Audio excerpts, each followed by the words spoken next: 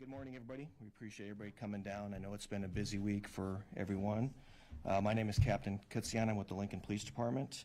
Today we're here to provide some additional information regarding the investigation that's been occurring over the last couple days.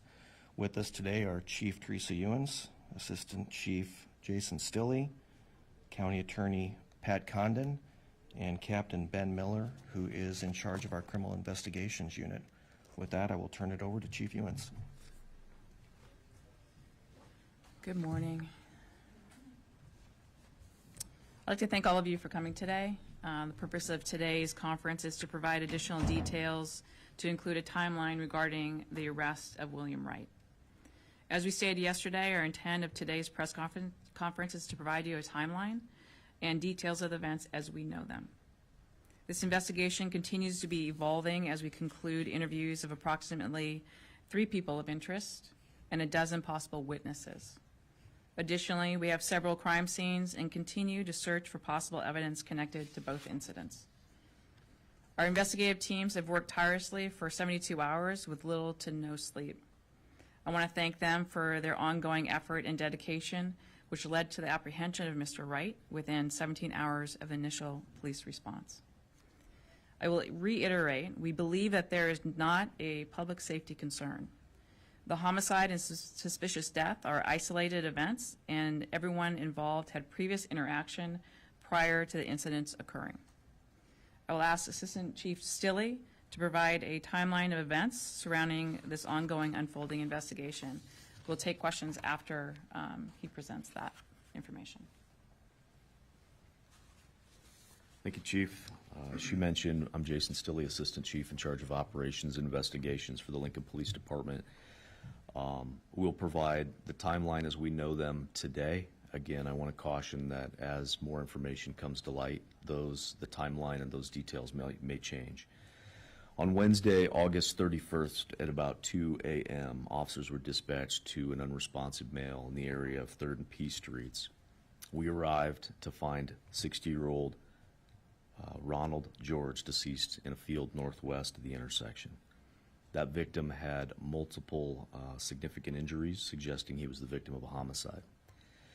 Multiple witnesses were interviewed immediately, and that led us to a single person of interest in this case. We initially located and interviewed that person of interest at the scene as we believed that they may have been with the victim around the time of his death.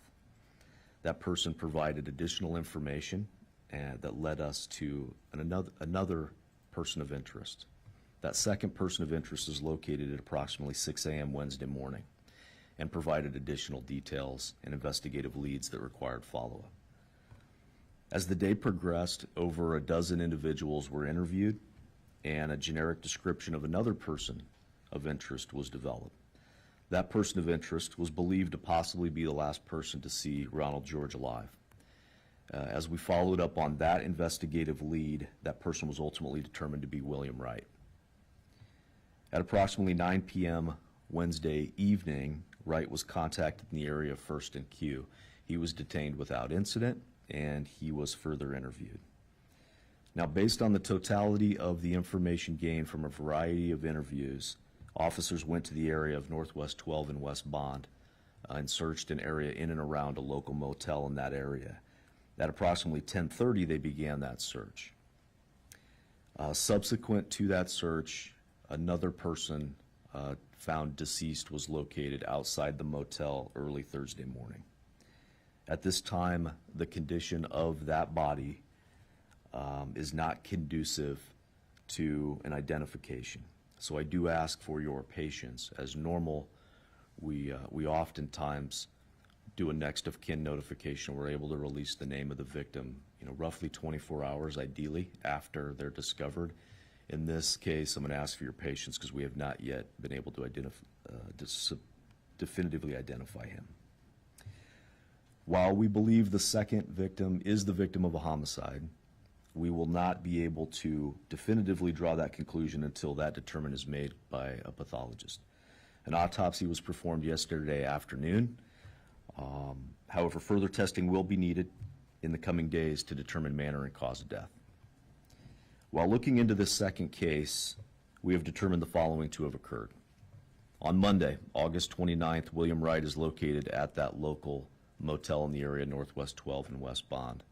He is joined by another male who we believe is the person we later found deceased outside that motel. At some point on Monday, August 29th, we believe that the unidentified victim was killed roughly between the time of 2:30 p.m. and 8:30 p.m. On Tuesday, August 30th, William Wright is observed to leave the motel in the early morning hours, however, returns at around noon that same day to the motel where he remains for several hours. We believe that Wright eventually came into contact with a person of interest in this case that was interviewed early on in the stages of this investigation. That person ultimately led Wright to the area where Ronald George was found, ultimately deceased about 4 hours later. I want to stress that this investigation is still in the early stages. Our investigators have really worked tirelessly, just like the chief had mentioned, and they continue to follow up on leads. And I could not be more proud of their efforts to rapidly try to bring some closure to this case for the victims' families. There are still individuals yet to be identified that may have witnessed this event or come into contact with either Ronald George or William Wright in those days preceding Ronald George's murder. If they have information, we're asking that they come forward. They can contact us by reaching out on the non-emergency number at 402-441-6000. They can also remain anonymous if they wish to do so by contacting Crime Stoppers at 402-475-3600. And with that, we'll take any questions that you may have. Can you kind of describe the injuries or what exactly about the person found near the motel? Why is that person identifiable? Yeah, mainly because there could be more information that we have to glean. Andrew, we're kind of keeping some of the nature of those injuries close to the vest right now. We hope to be able to identify a little bit more details, but we're trying to be a little bit cautious because of the investigation and also respect the victims, the family of the victims, and how they'll take that as well. But I hope that those details will come out. It just may take a few days to do so. Can you explain the relationship between Mr. Wright and the second homicide victim or second death? That is a very good question, and we are still looking into that. That is one of the pieces of information that we hope that somebody out there will help us with, is how they met, when they met, and some of that interaction that preceded that murder. You mentioned, I think, 2 additional persons of interest. Are you pursuing criminal charges, or are they being criminally investigated for their involvement in these cases? It's always a possibility. Certainly right now, we want the information that they're providing, and so we're taking it all in. We'll make some of those decisions as we go forward, maybe in the next couple days. The first victim died from stab wounds. Any indication injuries in this death are similar? Can you say? Repeat. The first victim was stabbed Yep, to death. yep. Any indication that this person may have been stabbed? Meaning a similar Similar. to the second victim? Yeah. I'm not going to get into necessarily the manner and cause because I'm going to leave that to a pathologist. And they've already done an autopsy like I indicated, but we still have a few more investigative steps that they have to take before we can determine that. The second victim, were they, found where they were thought to have been killed, or was their body, dumped in any way, or do you know at this time? I would say that more than likely, and again, things can change, I do not believe that they were found in the area that they were killed. So I think there were 2 different areas. But we're looking into that.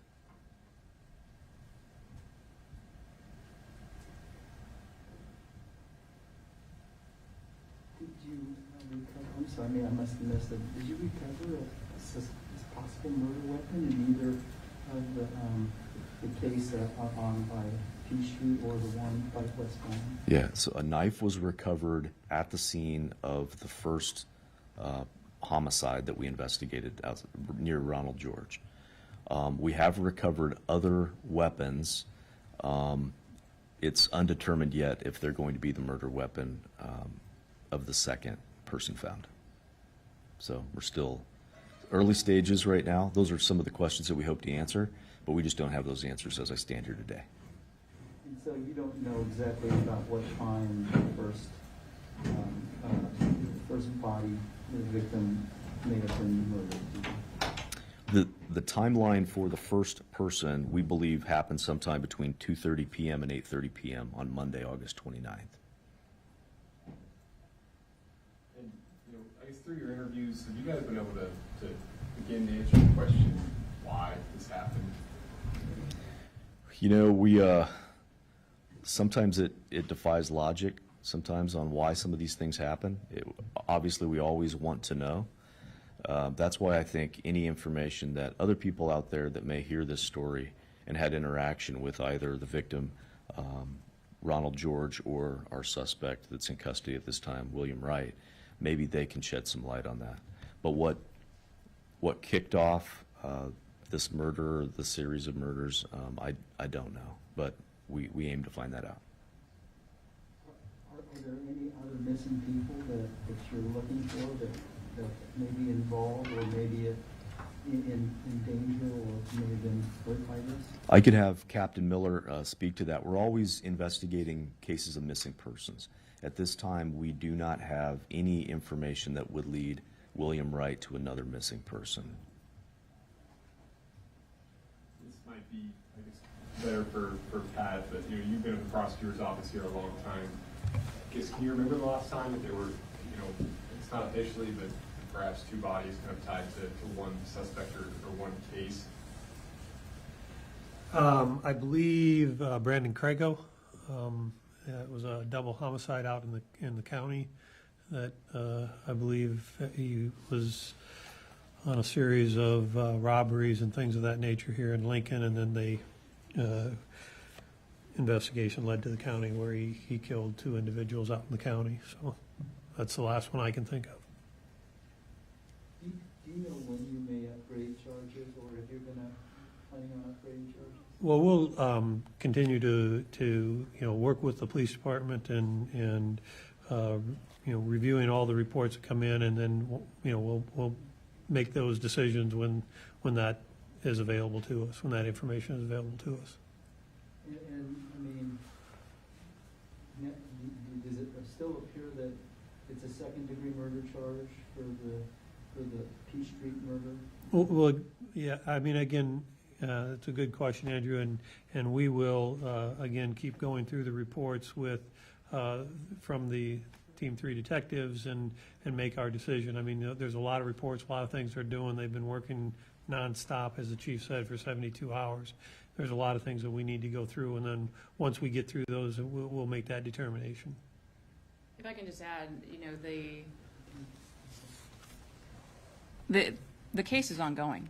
I mean, we still have a lot of information to gather. It's not just the witnesses or the people of interest that we need to go through the reports. It's also additional. And so this is evolving. Something like this is complex.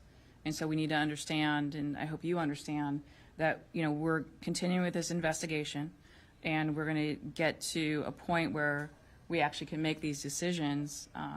So it is evolving. How cooperative has it been with witnesses or other people coming forward and providing maybe security video, that nature, helping out your investigation? Has been pretty cooperative with your investigators? I'm going to let the captain answer that question. Yeah, so the public's been very helpful in this.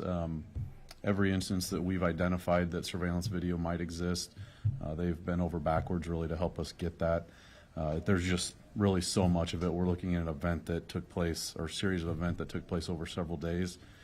So combing through all that digital evidence is very time consuming. So, but yeah, public's been great with that piece of it.